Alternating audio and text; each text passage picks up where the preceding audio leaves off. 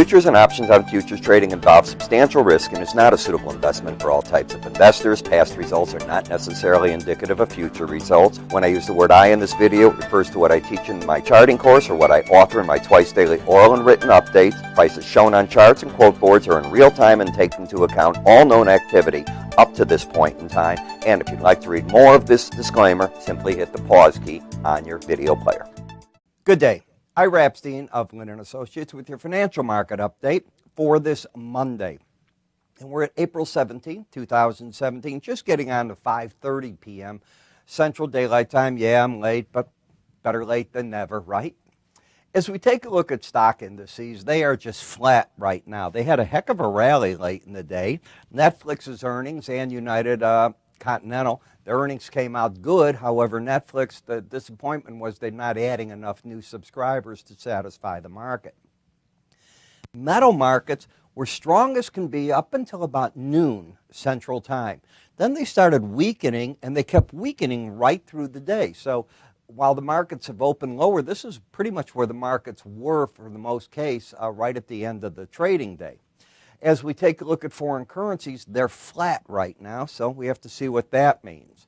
Let's take a look at stock indices and get our handle on what's going on. This is a weekly chart of the E-mini S&P.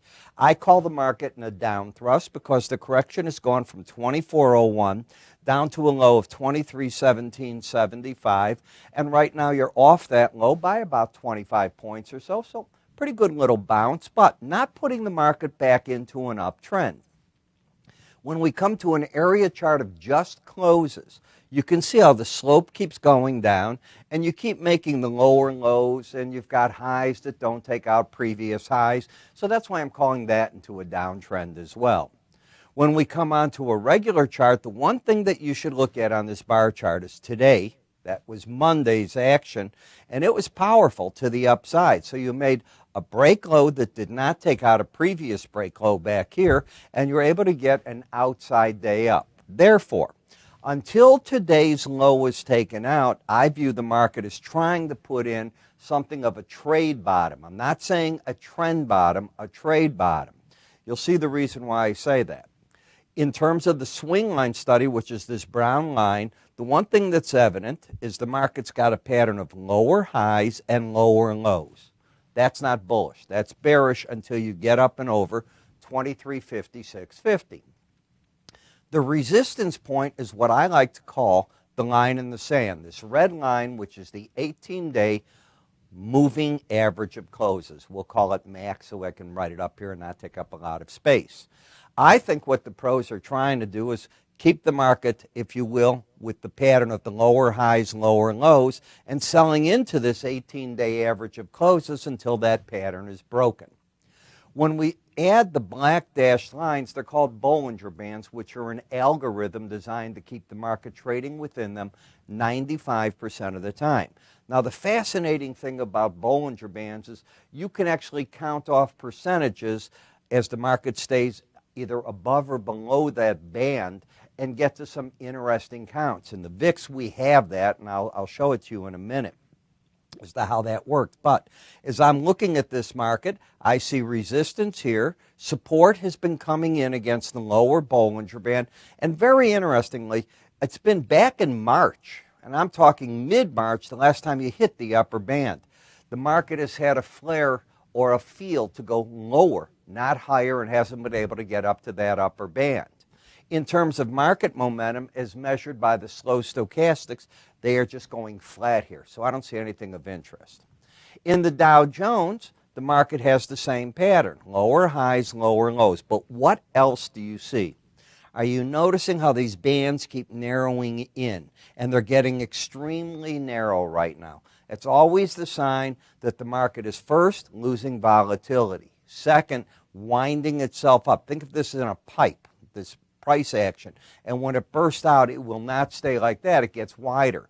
As you come to the S&P, I'll come back to it, the same process is taking place right now there. When we get to the NASDAQ, you've been also in this narrowness. Now, is this part of a market trying to base out and go higher, or does the sell may go away theme start to come into being as we get through the month of April? I can't answer that. I can tell you that I continue to think the pros are selling short certain of these indices, thinking that on the rallies it'll stay within the band, and they're buying them on the breaks down here. They're contra-trend trading is what I think is going on, not trend trading. Selling up here, buying the lower bands until the market breaks out of this one way or the other. And when they break out, it goes something like that if it's to the upside and the other way to the down. So it's going to be an interesting time. The market that's got a wider field of play is the Russell. And it doesn't have a trend like the other three indices. You got a higher high and a lower low, but similar to them, you haven't hit the upper band since February here. Let's go back to the NASDAQ, hitting it regularly. I've been saying if you get my twice daily updates, that's been the strong market, but you're not hitting it in the S&P, you're not hitting it in the Dow. So fascinating to look at because it gives you an idea what's going on. Now, we were just talking about the VIX a moment ago, and I said there's ways that I count the probability of that 5%. One of the rules of thumb that I teach in my charting course, and there's many things I teach, I don't give you anywhere near everything here, I give you enough to interest you, is that I count each day on a settlement as one of that 5%. So when you get like you did here, market closes over the upper Bollinger Band, that's April 10th, last Monday. Another day, that's 2 days in a row. If it's 5% of the time, is a rule of thumb. That's all it is, a rule of thumb. I consider 2 of those percentage of the 5 gone. Now there's a 3% probability that the market will stay over that band, and lo and behold, it does.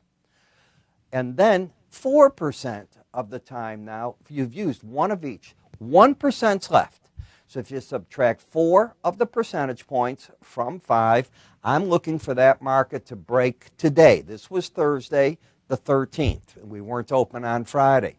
The market opens, actually made a new high.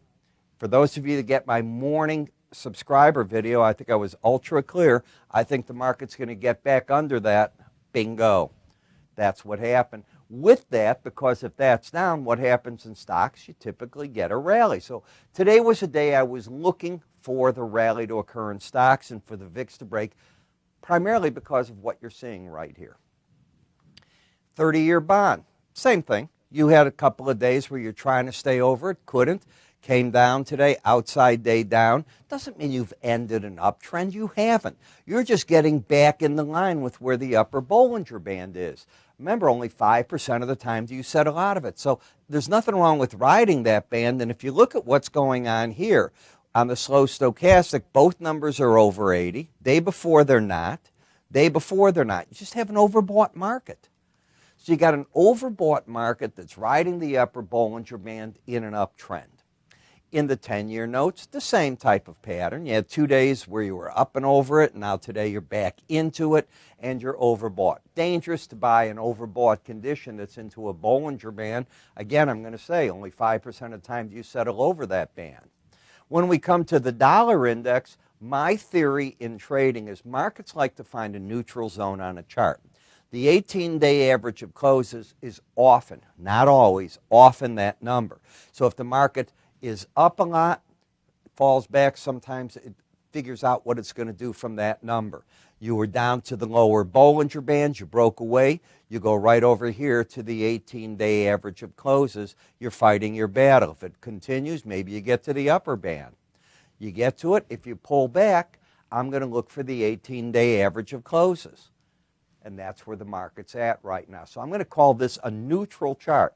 It's correcting an overbought condition. It has not said it's bullish or bearish. It's just neutral at this point. The euro currency, tonight is an important evening. The market is trying to lift up and not stay embedded. If it loses it by the end of the day tomorrow, c'est la vie. I don't think that the short side's the place to be. I think the odds favor you'll go back to the 18-day average. On the other hand, that 18-day average is moving its way down to the 100. You still have formidable resistance. The pattern is still one of lower highs and lower lows. And just because you're out for a moment in the embedded reading doesn't mean you stay out. So you got to keep your eyes on that.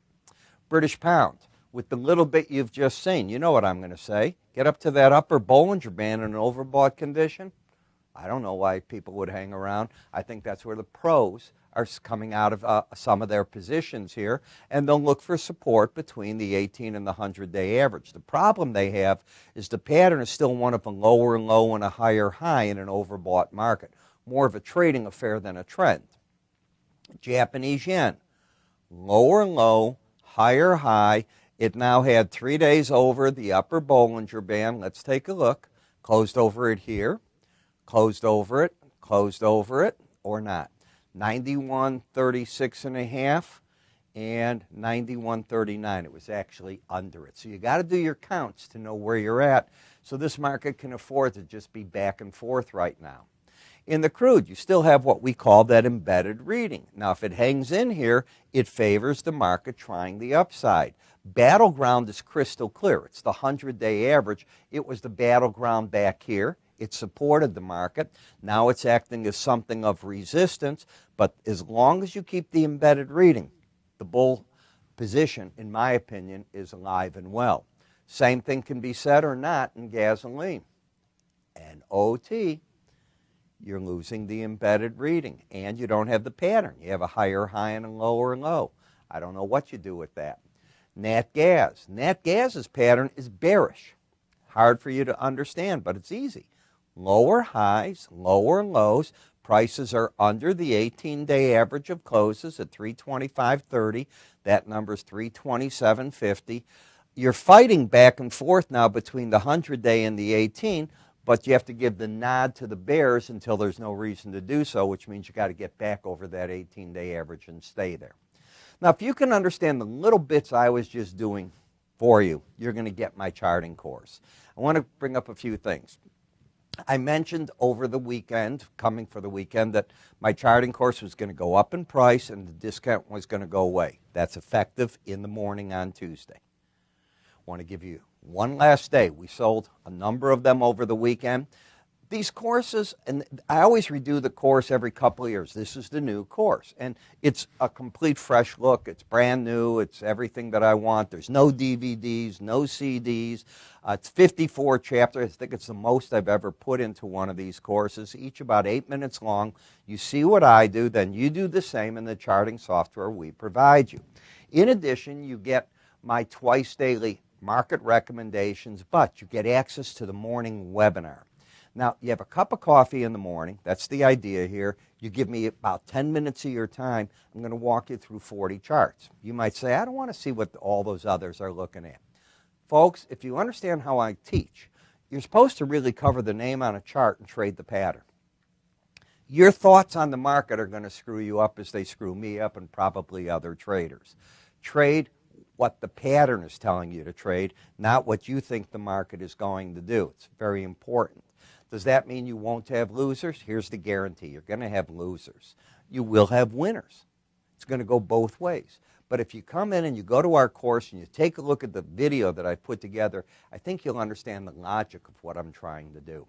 So the course is normally $199.95. I lowered it to $69.95 for Christmas. I've taken it up to $89.95, and here's the promise. I'm going to raise the course price tomorrow, and I'm going to take off tomorrow morning the discount. Right now it's $89.95, and if you type in IRA 15, you get the course for $74.95 with the $160 worth of value of the charting software, the research, and everything else. You decide what to do. Wait another day. That's fine. No discount, higher price, and believe me, people still buy it because it's still half the price of what it was for years. And I'm going to take it back to that price level. In any case, I'm Ira Epstein. You have yourself a great day. Remember, you can go to www.iraepstein.com under the word education. It'll explain the course. Just take a look at the different pages there, or click right up here if you're watching me on YouTube. It'll take you to that page. Read about it. Make your decision. Not a bad investment. It's not even $1 in gold, a penny and a half in the grain market. I'm Ira. You have a great day.